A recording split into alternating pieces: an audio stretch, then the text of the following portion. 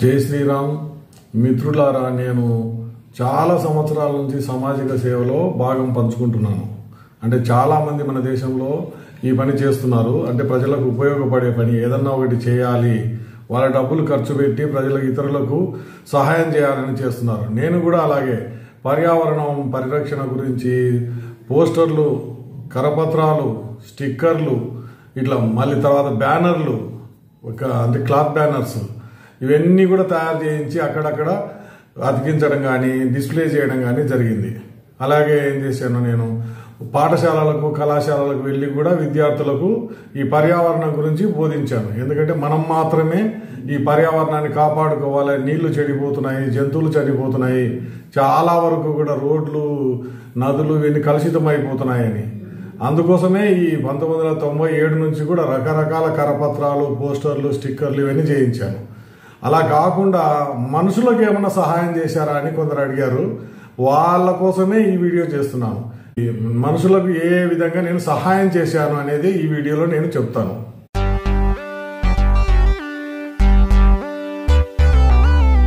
నేను 1995-97 సంవత్సరం అక్కడ మదనాపురంలో మేనేజర్గా పనిచేసినప్పుడు నేను వ్యక్తిగతంగా రావణపాడు అనే గ్రామాన్ని దత్తత తీసుకొని ఆ గ్రామంలో అసలు వేలిముద్ర అనే వాళ్ళు లేకుండా చేయాలని పలకలు వాళ్ళకు పంచిపెట్టడము, వాలంటీర్స్ని నియమించడము, మధ్య మధ్యలో పోయి వాళ్ళందరినీ కూడా వాలంటీర్స్ చెప్తున్నారా లేదా అని రాత్రి పోయి చూడడం, ఇవన్నీ చేశాను అనమాట. అప్పుడు ఏమైంది, కొద్ది నెలలకు మొత్తం రావణపాడులో ఎవరు కూడా వేలిముద్ర లేకుండా జరిగింది. అంటే వేలిముద్ర మన దేశానికి కలంకం అని చాలా చోట్ల చెప్పడం జరిగింది. కానీ నేను ప్రాక్టికల్గా అసలు వేలిముద్ర అనేది గ్రామాల్లో ఉండకూడదు, ఎక్కడ కూడా చదువురాని వాళ్ళు ఉండకూడదు. ఆ ఉద్దేశంతోనే నేను ఏం చేశాను, ఈ వాలంటీర్స్ను ఇదంతా చేసి సంపూర్ణంగా అక్షరాస్యత అనేది ఆ రావణపాడు గ్రామంలో వచ్చేటట్టు చూశాను. అప్పుడు వాళ్ళకి ఏంటంటే కొద్దిగా తెలివి పెరుగుతుంది, వాళ్ళు లెక్కలు వాళ్ళు రాసుకుంటారు. అలాగే మిగతా ఊర్లో కూడా అందరికి కూడా ఎవరైనా అప్పు తీసుకోదలుచుకుంటే ముందు సంతకం నేర్చుకోండి బాబు, సంతకం నేర్చుకున్న తర్వాతనే మీరు ఏదైనా కూడా కొద్దిగా జ్ఞానం వస్తుంది, మీ లెక్కలు మీరు రాసుకుంటారు. ఎవరికి అప్పు ఇచ్చాము, మనం ఎంత ఇవ్వాలి, వడ్డీ లెక్కలు ఏంటి, ఇవన్నీ కొద్దిగా తెలుసుకుంటే పోతే మంచిదని రావణపాడు గ్రామాన్ని సంపూర్ణంగా అక్షరాస్యత గ్రామంగా మార్చేశాను.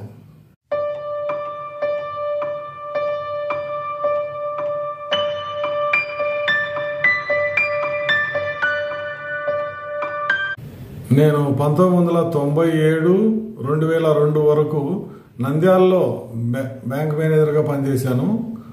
అప్పుడు ఏంటంటే అక్కడ పిల్లలేని దంపతులు చూశాను అనమాట. వాళ్ళ కుటుంబంలో ఏంటి, వాళ్ళకేమో డబ్బులు ఉన్నాయి కానీ సంతానం లేదు, 45 సంవత్సరాలు పైన పడుతున్నాయి. అప్పుడు నాకు ఒక ఐడియా వచ్చిందంట, వాళ్ళకు ఒక పాపను దత్తతిస్తే ఆ పాపకు మంచిగా ఉంటుంది, తర్వాత వీళ్ళకు కూడా మంచిగా ఆరోగ్యంగా ఉంటుందని. అప్పుడు ఏం చేశాను, 1999 నుంచి ఈ దరఖాస్తు పెట్టి ఇక్కడ హైదరాబాద్కు వచ్చి అక్కడ కోర్టు ద్వారా, అంటే ఉమెన్ అండ్ చైల్డ్ వెల్ఫేర్ డిపార్ట్మెంట్లో వాళ్ళకి దరఖాస్తు ఇచ్చి కోర్టుకు పోయి కోర్టు ద్వారా దత్తత ఇప్పించాను అనమాట. అప్పుడు 2000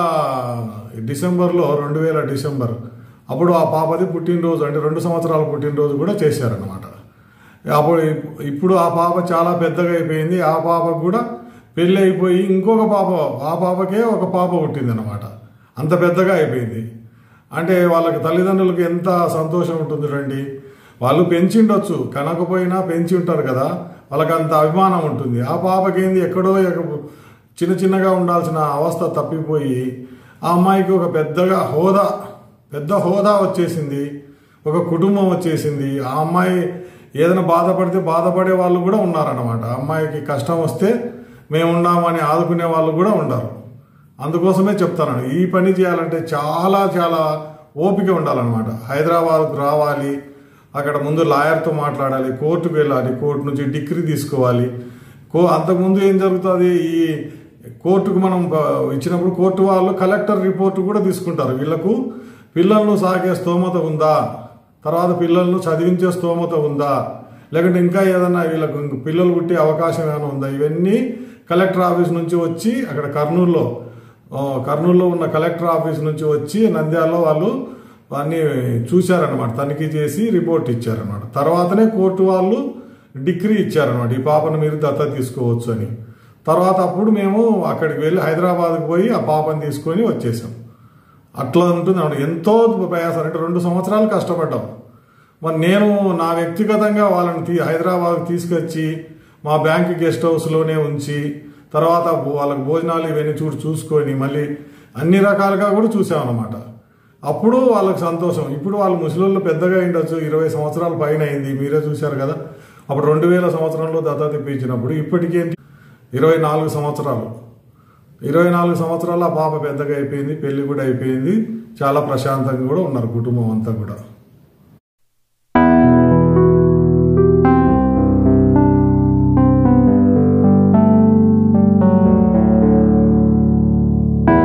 నేను ఆర్మూరు పక్కన మోర్తాడు పట్టణం ఉంది, అక్కడ మా bank state bank of Hyderabad, అక్కడ మేనేజర్గా నేను 2006 నుంచి 2009 వరకు పనిచేశాను. అప్పుడు 2008లో ఎర్రజొన్నల పంచాయతీ అని ఒకటి జరిగింది. అంటే మహిపాల్ రెడ్డి అనే వ్యక్తి, ఆర్మూరులో ఉన్న వ్యక్తి జొన్నలు మొత్తం కొంటానని చెప్పేసి కలెక్టర్ దగ్గర చెప్పి తర్వాత చేతులు ఎత్తేస్తే అది చాలా సమస్య అయిపోయింది అనమాట. ముందు తీసుకున్న వాళ్ళకు రైతులకు అంటే గ్రామ కమిటీ తరఫున ముందు ఎవరైతే అమ్మారో వాళ్ళకంతా ఎక్కువ డబ్బులు వచ్చాయి, తర్వాత తక్కువ డబ్బులు వచ్చాయి అనమాట. వాళ్ళంతా ఏం చేశారు, అన్నీ కలిపి ఇప్పుడు పంచుకోవాలి, ముందు ఎక్కువ తీసుకున్న రైతులు వాపస్ ఇవ్వాలి అని చెప్పేసి అన్ని గ్రామాల్లో చెప్తే తిమ్మాపూర్ గ్రామంలో ముందు తీసుకున్న వ్యక్తులు మేము ఇవ్వమన్నారు. అంటే వాళ్ళకు రాబోయే పరిస్థితులు అర్థం కాలేదు. ఇవ్వమంటే ఎట్లా అంటే వీళ్ళు ముందు తీసుకున్నారు కాబట్టి సంతోషం అనమాట, అదే ముందు తీసుకోకపోతే అది చాలా కష్టంగా ఉంటుంది. అప్పుడు ఆ పంచాయతీకి పోతే అక్కడ 30 మందిని వెలివేశారు. కొందరు భయంతో నలుగురు ఏం చేశారు, ఆ పెనాల్టీ ఎంత అవుతుందో ఆ పెనాల్టీ మొత్తం కట్టేసి ఎక్కువ డబ్బు తీసుకుని ఎక్కువ డబ్బులను వాపస్ ఇచ్చేశారు. వాళ్ళ మీద నిషేధం తొలగించేశారు అనమాట. ఊరి నుంచి వెలివేశారు ఎవరిని, 26 మందిని. కలెక్టర్ దగ్గరికి వెళ్ళారు, తర్వాత ఎస్పీ దగ్గరికి వెళ్ళారు, తర్వాత స్పీకర్ సురేష్ రెడ్డి దగ్గరికి వెళ్తే మీరు పరిష్కరించుకోండి, అది గ్రామ సమస్య, మా దగ్గరికి రావద్దని చెప్పేశారు. అందరు చేతులు ఎత్తేసినప్పుడు నేను అక్కడ ఎంటర్ అయ్యాను అనమాట. అక్కడ ఉదయం అందరి రైతులతో అంతా 26 మంది రైతులతో మీటింగ్ పెట్టించి మీరు వెనక్కి ఇవ్వాల్సి వస్తుంది, ఎక్కువ తీసుకున్న డబ్బులు మీరు ఆలోచన చేయండి, ఊర్లో కలిసి ఉంటే మేలా విడిగా ఉంటే మేలా అని 3 రోజులు ఆ ఊరికి ఉదయాన్నే 6 గంటలకే పోయేవాడిని. 6 గంటలకే పోయి అందరితో సమావేశం, ఊరు వెలుపల అందరితో సమావేశం చేశాను అనమాట. సమావేశంలో అందరూ ఒప్పుకున్నారు. తర్వాత వాళ్ళ మీద 1500 రూపాయలు పెనాల్టీ వేస్తే ఆ 1500 రూపాయలు కట్టేసి మిగతా ఎంతైతే ఎక్కువ డబ్బులు తీసుకున్నారో వాళ్ళు జొన్నలకు అదంతా కూడా వాపస్ ఇచ్చారు గ్రామ కమిటీకి. తర్వాత ఆ రోజు ఏంటిది, అప్పుడు 2008 జూన్లో ఊర పండుగ అనేది జరిగింది. ఎప్పుడైతే నేను పరిష్కరించానో ఈ సమస్యను, మరుసటి రోజు అందరు ఊరు వాళ్ళంతా కలిసి ఊర పండుగకి వెళ్ళారనమాట. అప్పుడే అనుకున్నారనమాట ఈ బ్యాంక్ మేనేజర్ ఎవరు మంచి పని చేశాడు అని. ఆడవాళ్ళంతా కూడా అదే అన్నారంట. వాళ్ళు వచ్చి చెప్పారు నాతో, ఈ సమస్యను మీరు ఎవరైనా తెలుసుకుంటే తిమ్మాపూర్లో రాజేశ్వర్ అని ఉంటాడు ఊరు ముందరని, అలా కాదంటే మోర్తాడులో చాలామంది ఎల్లాల రమేష్ కానీ, తీగల రమేష్ కానీ, ముత్యం రెడ్డి కానీ, ఎల్లాల శ్రీనివాస్ కానీ, ఇంకా మామిడి శ్రీనివాస్ కానీ, ఇట్లా చాలామంది ఉన్నారనమాట. వాళ్ళని ఎవరినైనా అడిగి మీరు ఫోన్ చేసి కానీ కనుక్కోవచ్చు. తిమ్మాపూర్లో పెద్ద రాజన్న, ఇంకా చాలామంది చిన్న రాజన్న, వీళ్ళంతా ఉంటారనమాట. వీళ్ళకి తెలుసు అనమాట. ఆ గ్రామం విడిపోకుండా చేయాలని ప్రయత్నం నాది, అదే నేను సక్సెస్ అయినాను అనమాట.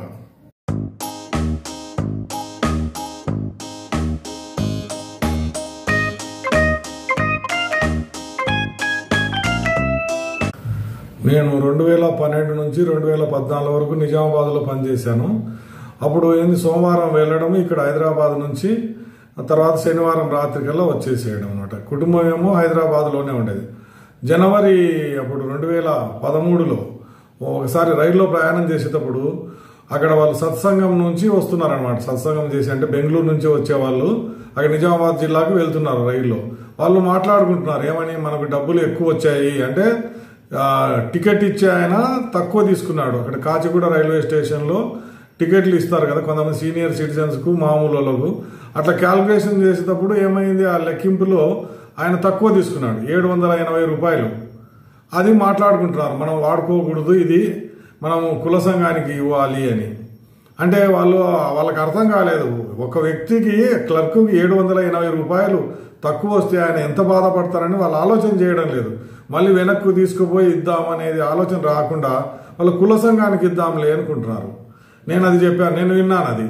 వాళ్ళు మాట్లాడుతుంటే నేను ఎదురు సీట్లోనే ఉన్నాను కదా, అప్పుడు చెప్పాను అనమాట. చాలా చిన్న వాళ్ళు ఉంటారండి, వాళ్ళు అది పర్మనెంట్ ఉద్యోగస్తులు కూడా కదా టికెట్లు ఇచ్చేవాళ్ళు.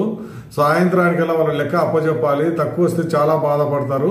మీ ఫోన్ నెంబర్ ఇవ్వండి అంటే నవీన్ అని ఒక ఆయన ఫోన్ నెంబర్ ఇచ్చాడు. ఆయనది ఏంటంటే తిమ్మాపురి అంట. అంటే కొంతమంది అక్కడ చుట్టుపక్కల వాళ్ళంతా కలిసి సత్సంగం వెళ్ళారు అక్కడ బెంగళూరుకు.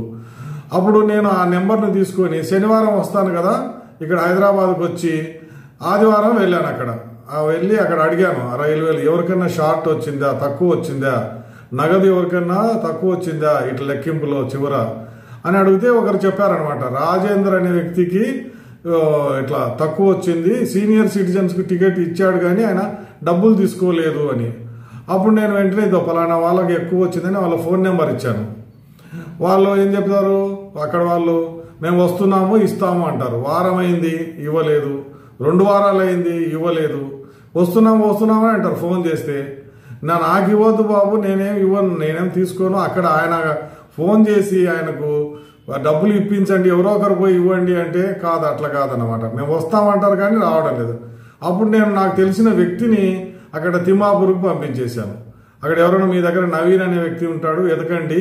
అక్కడ నవీన్ అనే వ్యక్తి ఇట్లా డబ్బులు వాళ్ళు ఎక్కువ వచ్చాయి, క్లర్కు రైల్వే క్లర్కు తక్కువ తీసుకున్నాడు, ఆయనకి ఇవ్వాలి డబ్బులు అంటే వాళ్ళు ఫోన్లో మాట్లాడించారు. ఆయన పెద్దరాజన్ అని పాత సర్పంచి. అప్పుడు నేను చెప్పాను అనమాట, నేను ఈ డబ్బులు ఇచ్చేస్తున్నాను సోమవారము, మీరు నాకు మీ ఇష్టం వచ్చినప్పుడు మీరు ఖాతాలో జమ చేయండి. నా ఖాతా నెంబర్ ఉంది, మీ ఊళ్ళో బ్యాంక్ కూడా ఉంది. అప్పుడు ఆన్లైన్ మొదలైంది కదా, అప్పుడు ఆ బ్యాంకులో జమ చేస్తే మనకు వచ్చేస్తుంది అనమాట నగదు. అదే చెప్పాను అనమాట. ఆ విషయం చెప్తే వాళ్ళకు అర్థమైంది, నేను బ్యాంక్ మేనేజర్గా అక్కడ పనిచేశాను మోర్తాల్లో అని. ఆ నమ్మకంతో వాళ్ళు నాకు డబ్బులు వేశారు. నేను ముందే వాళ్ళకు అక్కడ రాజేందర్ అనే వ్యక్తి టికెట్ ఇష్యూయింగ్ పర్సన్, టికెట్ ఇచ్చే వ్యక్తి ఉంటాడు కదా అక్కడ కాచిగూడ రైల్వే స్టేషన్లో, ఆ వ్యక్తికి ముందే ఇచ్చిన్నాను అనమాట. మరి అటువంటి సహాయం ఎవరైనా చేయగలరా? మీరు ఆలోచన చేయండి, మీరు ఏమైనా చేయగలరా? ఎందుకంటే మనం ఎవరో ఒకరు ఏదో ఒక సహాయం చేయకపోతే చాలా మంది ఇబ్బంది పడతారు. నేను నోరు మూసుకొని లేకుంటే చెవులు మూసుకొని కళ్ళు మూసుకొని ఇట్లా ఉన్నాను అనుకోండి, పాపం ఆ వ్యక్తికి 780 రూపాయలు నష్టం అవుతుంది. చిన్న జీతగాలకు 780 రూపాయలు అంటే మీరు ఆలోచన చేయండి. మళ్ళీ తర్వాత ఏంటంటే ఒక చెట్టు ట్రీ గార్డులో చిన్న మొలక ఉన్నదన్నమాట, అది జామ చెట్టు. నేను అప్పుడు దాన్ని చూసి ఏం చేశానంటే ఆ చెత్త వేస్తున్నారు ఆ ట్రీ గార్డుకు, రక్షణ వలయం ఉంటుంది కదా చెట్టుకు, ఆ చెట్టు ఏమి లేదు, ఏ చెట్టు లేదు. కానీ తర్వాత జామ చెట్టు మొలిచింది అనమాట. ఆ జామ చెట్టును రక్షించాలని చెప్పేసి ఆ ట్రీ గార్డును ఆ చెట్టుకుండే కంచెను ఏం చేశారంటే సగం కింద కోసి కింద అంతా చెత్త అంతా తీసేసి దానికి ఒక పాదు లెక్క తయారు చేసి ఆ చెట్టును చాలా పెద్దగా చేశాను అన్నమాట. ఇప్పుడు అది కాయలు కాస్తుంది. గంగాస్థాన్ 1లో ఉంటుంది, మీరు కావాలంటే పోయి చూడొచ్చు కూడా, బ్యాంక్ దగ్గరే ఉంటుంది అది కూడా చెట్టు. అంటే కరెంట్ ఆఫీసు బ్యాంకు మధ్యలో ఉంటుంది అన్నమాట. ఇట్లా నేను ఏంటంటే నిస్వార్థంగా ఏదో ఒకటి చేయాలని చెప్పేసి చేశానన్నమాట.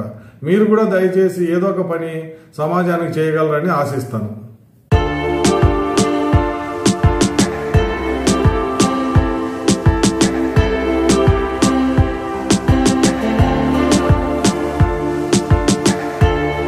బ్యాంకు సర్వీసు చివరగా నేను హైదరాబాద్లో పనిచేశాను. అంటే 2021 జూన్ చివర నేను పదవీ విరమణ చేయాల్సి వచ్చింది 60 సంవత్సరాలు పూర్తయిన తర్వాత. అప్పుడు మనకు 2019 అంటే 20లో కరోనా వల్ల చాలామంది అల్లాడిపోయినారు కదా. 2020 డిసెంబర్లో అప్పుడు సెలవు రోజు నేను వెళ్తున్నాను అక్కడ అశోక్ నగర్లో చికటపల్లి దగ్గర. ఇప్పుడు స్టీల్ బ్రిడ్జ్ కోసము గుంతలు తవ్వారు కదా, ఆ గుంతలో ఒక కుక్క పడిపోయింది. అది నేను చూశాను, అది 2 రోజుల కిందటే పడిపోయిందంట. అది 3వ రోజు ఎట్లా బతికిందో నాకు అదే ఆశ్చర్యంగా ఉంది. నేను చాలా మందిని అడిగాను, నిచ్చెన కావాలి నేను పైకి తీసుకొస్తానని, ఎవరు కూడా సాయం చేయలేదు. తర్వాత డిజాస్టర్ వాళ్ళకు మన హైదరాబాద్లో డిజాస్టర్ వాళ్ళకు ఫోన్ చేస్తే వాళ్ళు వచ్చారు, నిచ్చెన తీసుకొచ్చారు. కానీ వాళ్ళు దిగాలంటే భయపడుతున్నారు. నేనే దిగి దానికి ఆహారం పెట్టి బిస్కెట్లు నీళ్లు అందుపెట్టి దానికి నడుముకు తాడు కట్టి బయటికి తీసుకొచ్చాను అనమాట. అది ఒక వీడియో కూడా చేశాను చూడండి, ఆ వీడియో కూడా ఉంది నా వీడియోలలో అదొకటి.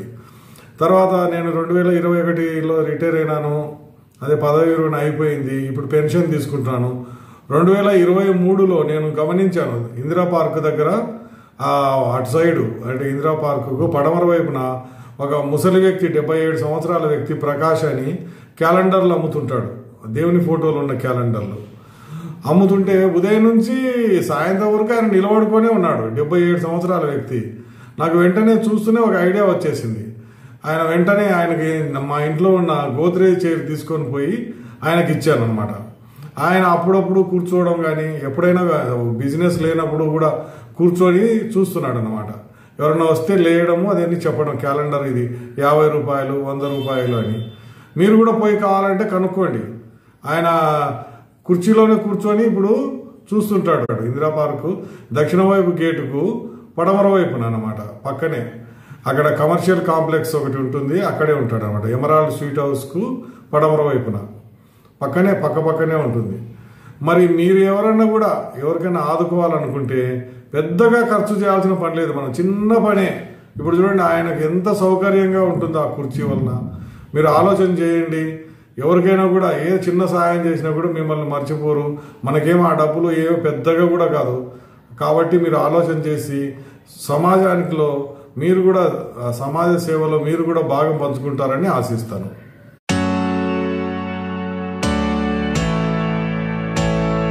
తర్వాత సమాజానికి పనికి వచ్చే విషయం పైన ఇంకో వీడియో చేసి మీ ముందుకు వస్తాను.